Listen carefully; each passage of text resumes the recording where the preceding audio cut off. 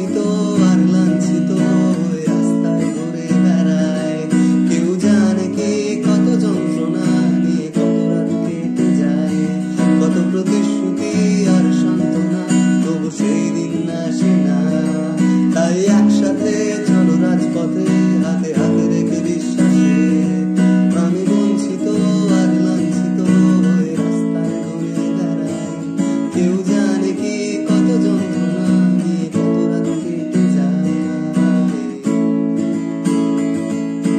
কালো মেঘ সরে যাবে, সত্যের জয় হবে। কালো মেঘ কেটে যাবে, সত্যের জয় হবে। 26শে নভেম্বর তোমাকে আসতেই হবে।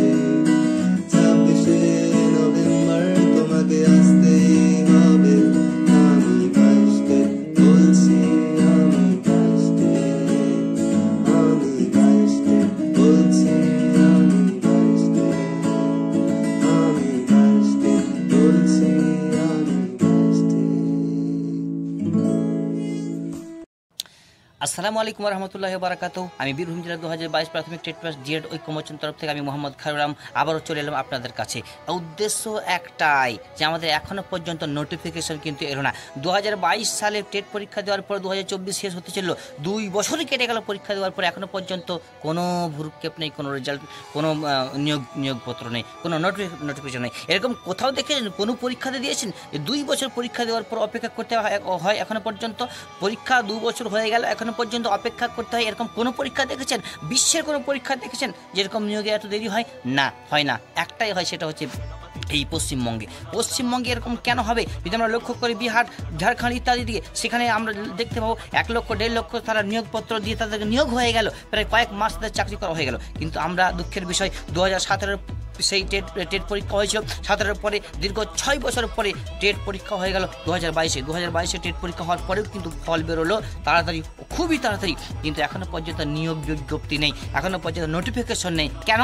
আমরা তার জন্য দায়ী আমরা, যে আমরা সরকারের টনক নড়াতে পারিনি, আমরা সরকারকে মাথা ঘামাতে বাধ্য করতে পারিনি। তাই আপনাদেরকে অনুরোধ করে বলছি, আপনারা আসুন আগামী 26শে নভেম্বর মঙ্গলবার কলকাতার রাজপথকে কাঁপিয়ে দিতে, পর্ষদ সভাপতির মাথা টনক নড়াতে, পর্ষদ সভাপতি কেন সমস্ত মন্ত্রীদের, শিক্ষামন্ত্রী ব্রাত্য বসু, মুখ্যমন্ত্রী মাননীয় মমতা বন্দ্যোপাধ্যায়, যত রকমের মন্ত্রী রয়েছে তাদের টনক নড়িয়ে দেন, তাদের ঘাম ঝরিয়ে দেন। আসুন, লাখ লাখ হাজার সেই রাজপথে নেমে রাজপথকে কাঁপিয়ে দিতে হবে, তবে আমাদের নোটিফিকেশন আসবে। শুধু তাই নয়, মুখ্যমন্ত্রী মমতা বন্দ্যোপাধ্যায় শুধু তাই নয়, ব্রাত্য বসু শুধু তাই নয়, শিক্ষামন্ত্রী যিনি রয়েছেন তিনিও বলেছেন যে লাখ লাখ শূন্যপদ রয়েছে। কিন্তু কোথায় গেল সেই শূন্যপদ রয়েছে আজকে 6 মাস আগে শুনেছি যে 1 লাখ 1.5 লাখ শূন্যপদ রয়েছে, কিন্তু সেই শূন্যপদগুলো কোথায় গেল সেই শূন্যপদ?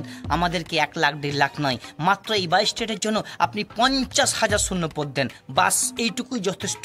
যদি আপনি এটুকুই দেন, অতই সন্তুষ্ট হব আমরা। লাখ লাখ শূন্যপদ আপনি রাখুন, আমাদেরকে 50,000 শূন্যপদ, ন্যূনতম 50,000 শূন্যপদ দিয়ে আমাদেরকে 2022 স্টেট যারা পাস করেছে তাদেরকে ইন্টারভিউ নোটিফিকেশন দিয়ে তাদেরকে নিয়োগ বিজ্ঞপ্তি দেন। আপনাদের কাছে অনুরোধ, আপনারা 26শে নভেম্বর মঙ্গলবার আপনারা আসুন, সেই রাজপথকে কাঁপাতে বিশাল একটা জনসভা আন্দোলন, সেই বিশাল একটা মহামিছিল হবে। সেই মহামিছিল আমাদের দাবি একটাই থাকবে যে 50,000 শূন্যপদ নিয়ে আমাদেরকে নিয়োগ দিতে হবে। আর এই বার্তাটা মুখ্যমন্ত্রী থেকে, ব্রাত্য বসু থেকে নিয়ে গৌতম পাল মহাশয় সবারই কানে পৌঁছে দিতে হবে, আর তাদের টনক নড়িয়ে তাদের ঘাম ঝরিয়ে দিতে হবে যে হ্যাঁ, 22 স্টেট একটা ঐক্যমঞ্চ, একটা দল রয়েছে, তারা আমাদের ঘাম ছড়িয়ে দিয়েছে। বিশ্বের ইতিহাসে একটা রেকর্ড করতে হবে আমাদের আন্দোলন, যারা তারা সবসময় মনে রাখে, সেরকম মনে রাখার মতো আমাদের কাজ করতে হবে। অতএব ভাই, বোন, দিদি যারাই হোক না কেন, আপনাদেরকে অনুরোধ করছি, আপনারা 26শে নভেম্বর মঙ্গলবার আপনারা অবশ্যই আসুন, আর সেই রাজপথকে কাঁপিয়ে দেন, গৌতম পাল মহাশয়ের মাথা টনক নড়িয়ে দেন, মুখ্যমন্ত্রী মমতা বন্দ্যোপাধ্যায় টনক নড়িয়ে দেন, ব্রাত্য বসুর মাথা টনক নড়িয়ে দেন। আর আপনারা আসুন, আর সেই রাজপথে ন্যূনতম 50,000